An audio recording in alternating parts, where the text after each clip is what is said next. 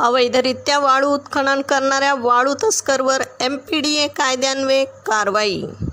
अवैधपणे बेकायदेशीर वाळूचे उत्खनन करणाऱ्यांवर कारवाईचा बडगा उगारून इंदापूर आणि करमाळा तालुक्यातील वाळू तस्कर युवा उर्फ विवेक फलफले याच्यावर MPDA कायद्याअंतर्गत कारवाई करून दिनांक 8 एप्रिल रोजी त्यास ताब्यात घेतले.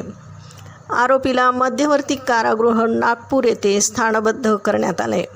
सदरची कारवाई पोलीस अधीक्षक संदीप सिंह गिल्ल, गणेश बिरादार, सुदर्शन राठोड यांच्या मार्गदर्शनाखाली प्रमोद क्षीरसागर, विलास नाळे, पुंडलिक गावडे, दत्तात्रय लेंडवे, महेश बनकर, अभिजित एकशिंगे यांच्यासह इंदापूर पोलिसांनी केली आहे.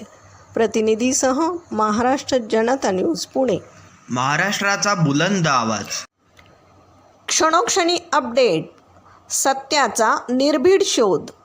राजकारण असो वा समाजकारण, शेती असो वा सामान्य माणसाचे प्रश्न, वा असो क्राईम रिपोर्ट, प्रत्येक बातमीचा अचूक वेध. ताज्या बातम्या आपल्यासाठी. पाहत रहा महाराष्ट्र जनता न्यूज. महाराष्ट्र जनता न्यूज नंबर 1 चॅनल. आजच लाईक, शेअर आणि सबस्क्राईब करा.